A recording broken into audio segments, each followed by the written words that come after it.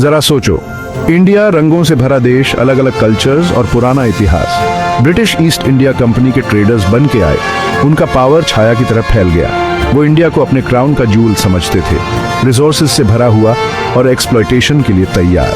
कई generations British rule में पले बढ़े, उनकी लैंग्वेज और कस्टम्स सीखते हुए।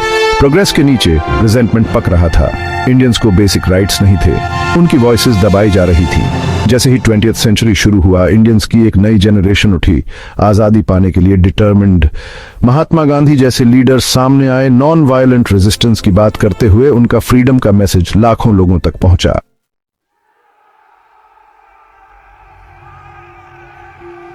आजादी की लड़ाई ने इंडियंस को यूनाइट किया, लेकिन डीप सीटेड डिविजन्स को भी हाईलाइट किया। ब्रिटिश ने डिवाइड एंड रूल की पॉलिसीज से हिंदूज और मुस्लिम्स के बीच टेंशन बढ़ा दी। मुस्लिम लीडर्स मोहम्मद अली जिन्ना के नेतृत्व में एक हिंदू नेशन में अपने फ्यूचर को लेकर चिंतित हो गए। जिन्ना ने एक अलग मुस्लिम स्टेट पाकिस्तान का आइडिया चैंपियन करना शुरू कर दिया। पार्टीशन प्लान ने ह्यूमन हिस्ट्री के सबसे बड़े मैस माइग्रेशंस में से एक का बीज बोया। लाखों लोग खुद को नए बॉर्डर्स के गलत साइड पर पाए, अपने घर छोड़ने पर मजबूर। पार्टीशन ने ब्रिटिश रूल के एंड और एक डिवाइडेड सबकॉन्टिनेंट के बिगिनिंग को मार्क किया।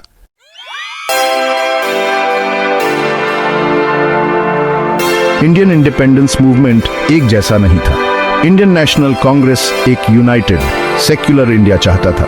मुस्लिम लीग जिन्ना के अंडर एक अलग मुस्लिम स्टेट के लिए आर्ग्यू कर रही थी। ब्रिटिश जल्दी से वापस जाना चाहते थे, खुद को एक मुश्किल सिचुएशन में पाया।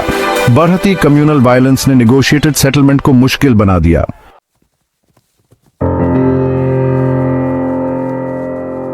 ब्रिटिश गवर्नमेंट ने पार्टीशन को मजबूरी में एक्सेप्ट किया। सर सिरिल रैडक्लिफ को रिलीजियस लाइंस के अलोंग सब कॉन्टिनेंट को डिवाइड करने का काम दिया गया। रैडक्लिफ आउटडेटेड मैप्स के साथ बॉर्डर्स बनाने के लिए सिर्फ कुछ वीक्स थे। द 14th of August 1947 को पार्टीशन प्लान अनाउंस हुआ, इंडिया और पाकिस्तान बन गए। रैडक्लिफ लाइन ने पंजाब और बंगाल को काट दिया, जिससे बहुत बड़ा अपहीवल शुरू हो गया। लाखों लोग खुद को नए बॉर्डर्स के गलत साइड पर पाए।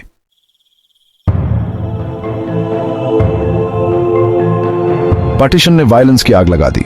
रेफ्यूजीज से भरी ट्रेन्स मॉब वायलेंस का टारगेट बन गई। पूरे विलेजेस तबाह हो गए और औरतों के साथ बहुत बुरा हुआ। नई बनी गवर्नमेंट्स को वायलेंस को कंट्रोल करने में मुश्किल हुई।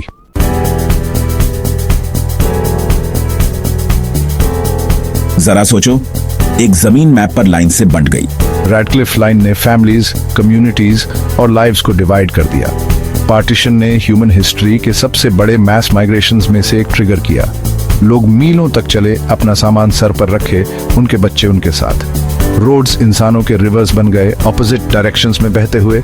मेकशिफ्ट रेफ्यूजी कैंप्स बन गए, फूड, वाटर और शेल्टर के लिए डेस्परेट लोगों से ओवरफ्लोइंग। पार्टीशन ने सफरिंग की एक नई वेव अनलीश की।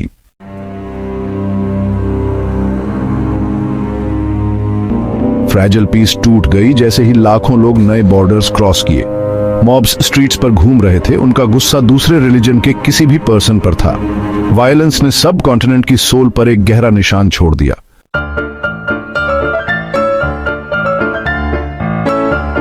पार्टीशन ने एक बहुत बड़ा ह्यूमैनिटेरियन क्राइसिस छोड़ा। लाखों रेफ्यूजीज खुद को एलियन लैंड्स में पाया। मेकशिफ्ट रेफ्यूजी कैंप्स में बेसिक एमेनिटीज नहीं थी। डिस्प्लेसमेंट के ट्रॉमा ने रेफ्यूजीज के साइके पर गहरे स्कार्स छोड़े।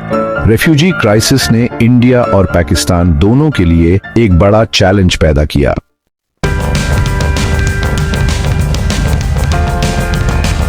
इंडिया का पार्टीशन सिर्फ मैप पर लाइंस के बारे में नहीं था, यह लाइव्स के टूटने के बारे में था।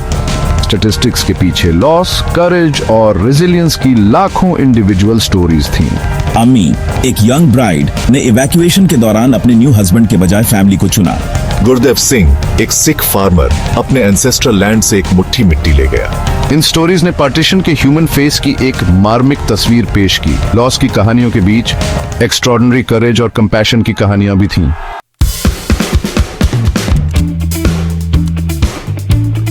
बच्चों के लिए वो दुनिया जिसे वो जानते थे रातों रात गायब हो गई। कई इवैक्यूएशन के दौरान अपने फैमिली से बिछड़ गए। वे रेफ्यूजीज बन गए। उनका बचपन डिस्प्लेसमेंट और लॉस के साथ बीता। पार्टीशन ने उनके साइकी पर एक गहरा निशान छोड़ा। फिर भी इन बच्चों ने रिमार्केबल रेजिलियंस दिखाई। उन्होंने न्यू कल्चर्स को अडेप्ट किया और अपनी लाइव्स रीबिल्ड की, अपने पास्ट की स्टोरीज साथ रखते हुए।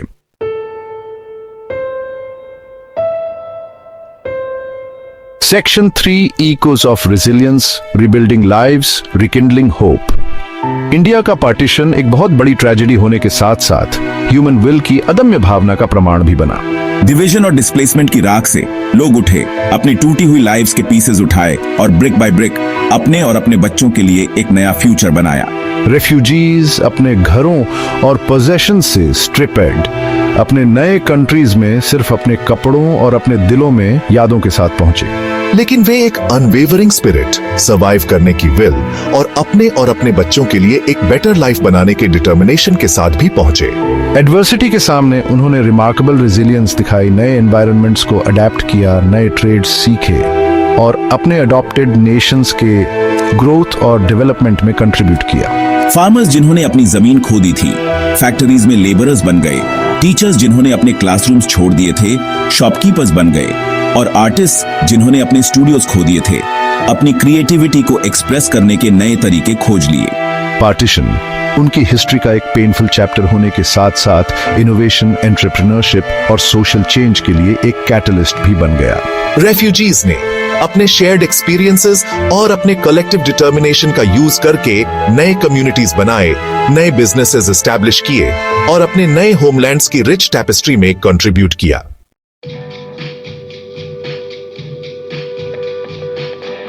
Section 1 picking up the pieces, the dawn of new nations. Dust settle हो गया, बॉर्डर्स ड्रॉ हो गए। इंडिया और पाकिस्तान, दो नए नेशंस, एक डिवाइडेड सबकॉन्टिनेंट की राख से उभरे। दोनों को कॉलोनियलिज्म की लेगेसी मिली, लेकिन साथ ही पार्टीशन की एक कॉम्प्लेक्स और पेनफुल हिस्ट्री भी। चैलेंजेस बहुत बड़े थे, शैटर्ड इकोनॉमीज को रीबिल्ड करना, नए गवर्नमेंट्स एस्टैब्लिश करना और कम्युनल वायलेंस के वाउंड्स को हील करना। इंडिया जवाहरलाल नेहरू के लीडरशिप में डेमोक्रेसी और सेक्युलरिज्म के पाथ पर चला। नेहरू ने एक मॉडर्न इंडस्ट्रियलाइज्ड इंडिया का सपना देखा जो पॉवर्टी और इनइक्वालिटी की शैकल्स से फ्री हो। उन्होंने माइनॉरिटीज के राइट्स का समर्थन किया, एक ऐसा नेशन बनाने की कोशिश की जहां हिंदूज और मुस्लिम्स पीसफुली कोएग्जिस्ट कर सकें। पाकिस्तान मुहम्मद अली जिन्ना के लीडरशिप में अपने चैलेंजेस का सामना किया। मुस्लिम्स के लिए एक होमलैंड के रूप में बनाया गया। पाकिस्तान अपनी नेशनल आइडेंटिटी और अपने पॉलिटी में रिलीजन के रोल के क्वेश्चन से जूझ रहा था। लाखों रेफ्यूजीज के आने से उसके लिमिटेड रिसोर्सेज पर दबाव पड़ा, जिससे उसकी नेसेंट गवर्नमेंट के सामने एक बड़ा चैलेंज पैदा हुआ। दोनों नेशंस अपने डिफरेंसेस के बावजूद एक कॉमन गोल शेयर करते थे, अपने सोसाइटीज को रिबिल्ड करना और अपने लोगों के लिए एक ब्राइटर फ्यूचर सिक्योर करना। टास्क बहुत बड़ा था, लेकिन रेजिलियंस और डिटर्मिनेशन की स्पिरिट प्रिवेल हुई।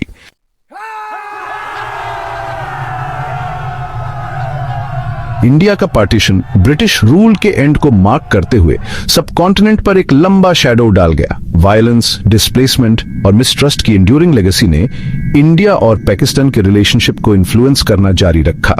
दोनों नेशंस जो कभी शेयर्ड हिस्ट्री और कल्चर का पार्ट थे, खुद को हॉस्टिलिटी और सस्पिशन के साइकिल में लॉक्ड पाया।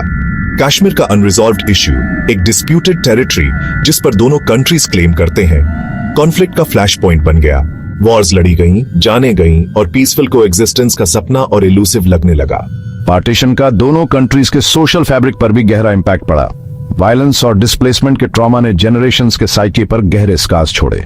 पार्टीशन की स्टोरीज पेरेंट्स से बच्चों तक पास डाउन की गईं, डिवीजन की ह्यूमन कॉस्ट की कांस्टेंट रिमाइंडर का काम करती रहीं।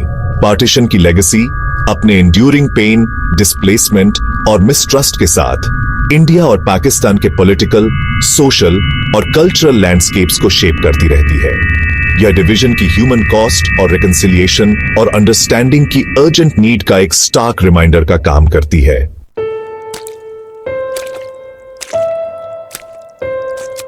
चैलेंजेस के बावजूद होप और रिकंसिलिएशन की ग्लिमर्स रही हैं। People to people initiatives, cultural exchanges और सिविल सोसाइटी ऑर्गेनाइजेशंस के बीच डायलॉग्स ने डिवाइड को ब्रिज करने और दोनों नेशंस के बीच अंडरस्टैंडिंग को फॉस्टर करने की कोशिश की है। आर्टिस्ट्स, राइटर्स और म्यूजिशियंस ने अपनी क्रिएटिव वॉइसेस का यूज बॉर्डर्स को ट्रांसेंड करने और पीस को प्रमोट करने के लिए किया है। उनके काम ने शेयर्ड कल्चरल हेरिटेज और कॉमन ह्यूमैनिटी जो इंडिया और पाकिस्तान के लोगों को बाइंड करती है, की एक पावरफुल रिमाइंडर का काम किया है। यंगर जनरेशंस जो पार्टीशन के ट्रॉमा के बाद पैदा हुए हैं ने पास्ट की बिटरनेस से आगे बढ़ने और पीस और कोऑपरेशन के फ्यूचर को एम्ब्रेस करने की विलिंगनेस दिखाई है। वे मानते हैं कि पॉवर्टी, इनइक्वालिटी और क्लाइमेट चेंज के चैलेंजेस के लिए कोलैबोरेटिव सॉल्यूशंस की जरूरत है जो नेशनल बाउंड्रीज से आगे बढ़े।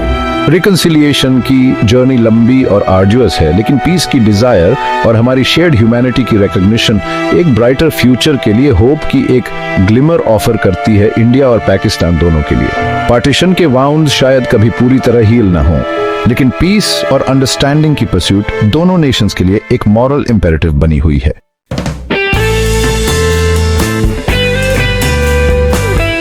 इंडिया का पार्टीशन सिर्फ एक हिस्टोरिकल इवेंट नहीं था, ये एक साइज्मिक शिफ्ट था जो लाखों लोगों की लाइव्स में आज भी गूंज रहा है। 1947 में मैप पर खींची गई लाइंस ने एक नेशन को दो हिस्सों में बांट दिया, डिस्प्लेसमेंट, वायलेंस और एंड्यूरिंग मिसट्रस्ट की लेगेसी छोड़ दी। आज भी पार्टीशन की इकोज इंडिया और पाकिस्तान के स्ट्रेन्ड रिलेशंस, टेरिटोरी पर अनरिजॉल्व डिस्प्यूट्स और कम्युनिटीज के भीतर बने रहने वाले डीप सीटेड प्रेजुडिसेस में महसूस की जा सकती हैं। पार्टीशन सिर्फ दो नए कंट्रीज बनाने के बारे में नहीं था, यह पूरे कम्युनिटीज को उजाड़ने, फैमिलीज को तोड़ने और लोगों को ह्यूमन नेचर के सबसे डार्क इंपल्सेस का सामना करने के लिए मजबूर करने के बारे में था। उन लोगों की स्टोरीज जो उस टुमल्चुअस पीरियड से गुजरे, लॉस, करेज और रेजिलियंस की कहानियां डिवीजन की ह्यूमन कॉस्ट की एक स्टार्क रिमाइंडर का काम करती है। आज भी पार्टीशन सबकॉन्टिनेंट पर एक लंबा शैडो डालता रहता है। कश्मीर का अनरिजॉल्व्ड इश्यू, टेररिज्म का स्पेक्टर और इंडिया और पाकिस्तान दोनों में रिलीजियस नेशनलिज्म का राइज किसी न किसी तरह 1947 के इवेंट से जुड़े हुए हैं। पार्टीशन पीस की फ्रेजिलिटी और डायलॉग, अंडरस्टैंडिंग और एम्पैथी की इंपॉर्टेंस की कांस्टेंट रिमाइंडर का काम करता है। पार्टीशन की लेगेसी कॉम्प्लेक्स और मल्टीफैसेटेड है। यह लॉस और डिस्प्लेसमेंट की स्टोरी है, लेकिन रेजिलियंस, एडेप्टेशन और ह्यूमन स्पिरिट की एंड्यूरिंग स्ट्रेंथ की भी। यह डिवीजन के डेंजर्स और कम्युनिटीज और नेशंस के बीच अंडरस्टैंडिंग के ब्रिजेस बनाने की इंपॉर्टेंस की रिमाइंडर है।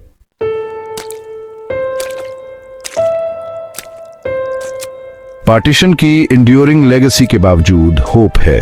यंगर जनरेशंस जो 1947 के इवेंट्स द्वारा शेप की गई दुनिया में पैदा हुए हैं, लेकिन उनके द्वारा डिफाइन नहीं किए गए हैं, इंक्रीजिंगली पास्ट के डिविजन से आगे देख रहे हैं। वे शेयर्ड ड्रीम्स, एस्पिरेशंस और एक ग्लोबलाइज्ड वर्ल्ड के चैलेंजेस से कनेक्टेड हैं। वे टेक्नोलॉजी, आर्ट और डायलॉग का यूज एक दूसरे से कनेक्ट होने, अपनी शेयर्ड हिस्ट्री को समझने और प्रेजुडिस और मिसट्रस्ट की शैकल से फ्री फ्यूचर बनाने के लिए कर रहे हैं। ऐसे अनगिनत इंडिविजुअल्स और ऑर्गेनाइजेशंस हैं जो पार्टीशन के वाउंड्स को हील करने के लिए टायरलेसली काम कर रहे हैं। वे पीस एजुकेशन को प्रमोट कर रहे हैं, क्रॉस कल्चरल एक्सचेंजेस को फैसिलिटेट कर रहे हैं और ऐसी पॉलिसीज की एडवोकेट कर रहे हैं जो डायलॉग और अंडरस्टैंडिंग को प्रमोट करती है।